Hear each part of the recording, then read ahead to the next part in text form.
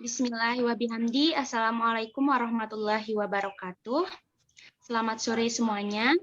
Yang sama-sama kita hormati Ibu dosen pengampu mata kuliah Pendidikan IPS SD, serta teman-teman sekalian yang berbahagia. Pertama-tama, marilah kita panjatkan puja dan puji syukur kita kehadirat Allah Subhanahu wa Ta'ala yang telah memberikan kita nikmat kesehatan sehingga kita dapat menyelesaikan tugas mata kuliah Pendidikan IPS SD ini. Materi ketiga, dan Leni Puspitasari sebagai pemateri kedua, lalu Mahardika Natanegara sebagai pemateri pertama, dan yang terakhir Mona Febrianti Mukfi sebagai pemateri terakhir. Baik teman-teman, untuk mempersingkat waktu, marilah kita membaca basmalah untuk membuka acara ini. Bismillahirrahmanirrahim. Baik, penyampaian materi pertama akan disampaikan oleh Saudara lalu Mahardika Natanegara. Kami persilahkan. Assalamualaikum warahmatullahi wabarakatuh. Di sini saya sebagai pemateri pertama akan menjelaskan tentang istilah IPS untuk jenjang sekolah. Istilah ilmu pengetahuan sosial, disingkat IPS, merupakan nama mata pelajaran di tingkat sekolah dasar dan menengah atau nama program studi di perguruan tinggi yang identik dengan istilah social studies dalam kurikulum persekolahan di negara lain, khususnya di negara-negara barat seperti Australia dan Amerika Serikat. IPS sebagai mata pelajaran di persekolahan pertama kali digunakan dalam kurikulum 1975. Pendidikan IPS sebagai mata pelajaran diterapkan dalam kurikulum di sekolah mulai jenjang sekolah dasar atau SD, sekolah menengah pertama atau SMP, hingga sekolah menengah atas atau kejuruan SMA atau SMK. Pendidikan IPS di jenjang persekolahan erat kaitannya dengan disiplin ilmu sosial yang terintegrasi dengan pengetahuan lain yang dikemas secara ilmiah dan pedagogis untuk kepentingan pembelajaran. Pada jenjang SD, pendidikan IPS berarti nama mata pelajaran yang berdiri sendiri, sedangkan pada jenjang SMA berarti gabungan dari sejumlah mata pelajaran atau yang disebut dengan disiplin ilmu. IPS di sekolah pada dasarnya bertujuan untuk mempersiapkan peserta didik sebagai warga negara yang baik. Sebagai warga negara yang baik, peserta didik harus menguasai pengetahuan, keterampilan, sikap, dan nilai yang dapat digunakan untuk memecahkan masalah pribadi maupun sosial, serta dapat mengambil keputusan untuk berpartisipasi dalam kegiatan masyarakat di tingkat lokal, regional, maupun global. Sekian dari saya kembalikan ke moderator. Baik, terima kasih kepada Saudara lalu Mahardika Natanegara atas penyampaian di materi pertamanya. Untuk materi selanjutnya, yaitu materi kedua yang akan disampaikan oleh Saudari Leni Puspitasari, kepadanya kami persilakan. Baik, terima kasih kepada moderator yang telah memberikan saya kesempatan untuk menyampaikan materi kedua. Langsung saja di sini saya akan menyampaikan materi kedua yang berkaitan dengan istilah IPS dan social students. Istilah IPS yang juga dikenal dengan nama social student adalah kajian mengenai manusia dengan segala aspeknya dalam sistem kehidupan bermasyarakat. IPS mengkaji bagaimana hubungan manusia dengan sesamanya di lingkungan sendiri, dengan tetangga yang dekat sampai jauh. IPS juga mengkaji bagaimana manusia bergerak dan memenuhi kebutuhannya. Dengan demikian, IPS mengkaji tentang keseluruhan kegiatan manusia. Kompleksitas kehidupan yang akan dihadapi siswa nantinya bukan hanya akibat tuntutan perkembangan ilmu dan teknologi saja, melainkan juga kompleksitas kemajemukan masyarakat Indonesia. Oleh sebab itu, IPS mengembangkan pengetahuan dan keterampilan. Pusat kurikulum mendefinisikan ilmu pengetahuan sosial sebagai integrasi dari berbagai cabang ilmu-ilmu seperti sosiologi, sejarah, geografi, ekonomi, politik, hukum, dan budaya. Ilmu pengetahuan sosial dirumuskan atas dasar realita dan fenomena sosial yang mewujudkan suatu pendekatan interdisipliner dari aspek dan cabang-cabang ilmu-ilmu sosial seperti sosiologi, sejarah, geografi, ekonomi, politik, dan lainnya. Sementara itu, Dalam kurikulum 2006, mata pelajaran IPS disebutkan sebagai salah satu mata pelajaran yang diberikan mulai dari SD atau MI sampai SMP atau MTS. Mata pelajaran ini mengkaji sepangkat peristiwa, fakta, konsep, dan generalisasi yang berkaitan dengan ilmu sosial. Sekian materi yang dapat saya sampaikan, saya kembalikan ke moderator. Terima kasih. Baik, materi selanjutnya yaitu materi ketiga yang akan disampaikan oleh saya sendiri, yaitu mengenai struktur disiplin ilmu-ilmu yang mendukung IPS. Jadi struktur IPS itu ada 4, yang pertama itu adalah fakta, yang kedua adalah konsep, yang ketiga adalah generalisasi, dan yang terakhir adalah teori. Penjelasan pertama yaitu mengenai fakta. Tentu kita sudah mengetahui apa itu fakta. Fakta itu adalah suatu peristiwa atau kejadian yang benar-benar terjadi yang didasarkan dengan data-data yang real. Contoh fakta dalam disiplin ilmu misalnya sejarah, yaitu pada tanggal 17 Agustus 1945 adalah Hari Kemerdekaan Indonesia. Sudah kita ketahui bahwa pada tanggal tersebut memang benar dan memang fakta bahwa Indonesia sudah merdeka. Dan yang kedua yaitu mengenai konsep. Konsep itu adalah suatu istilah atau rangkaian kata yang digunakan untuk lebih memudahkan kegiatan berpikir dan memecahkan masalah. Contoh konsep dalam disiplin ilmu sejarah, contohnya yaitu konsep penjajah.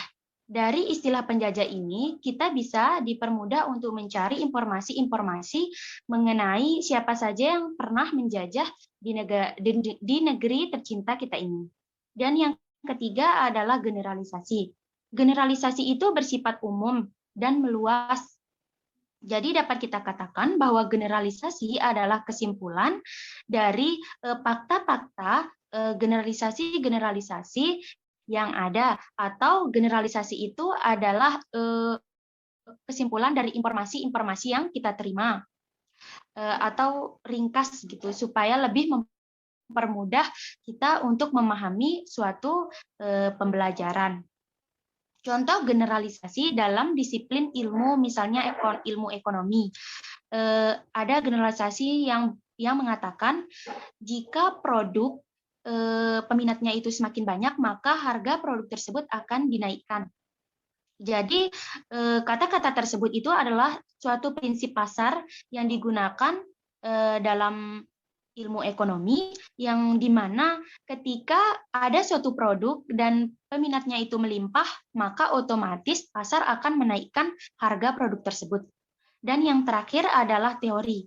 Teori adalah rangkaian fakta-fakta, konsep-konsep, dan generalisasi-generalisasi yang ada yang saling berkaitan.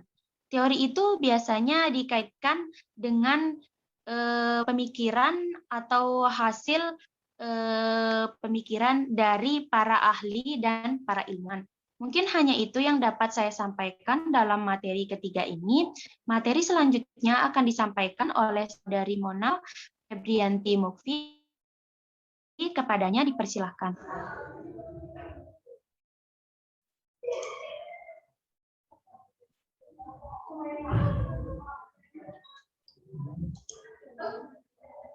Baik, bismillahirrahmanirrahim. Saya akan menjelaskan mengenai disiplin ilmu-ilmu sosial.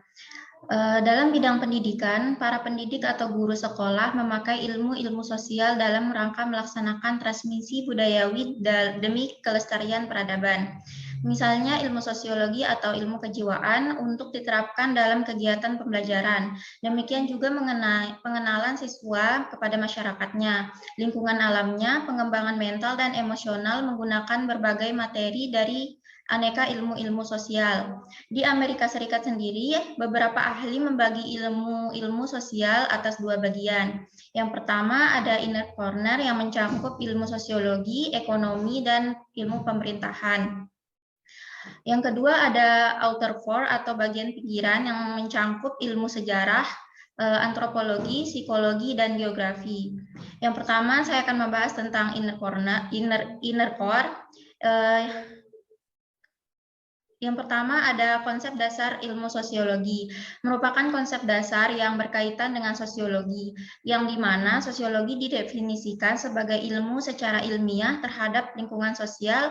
Objek studi sosiologi antara lain sekumpulan manusia yang hidup bersama dalam waktu yang lama, merupakan satu kesatuan, mempunyai sistem hidup bersama yang melahirkan budaya, norma, dan nilai yang berlaku. Tujuan sosiologi adalah untuk memperoleh pengetahuan yang mendalam tentang masyarakat. Yang kedua, konsep dasar ilmu ekonomi.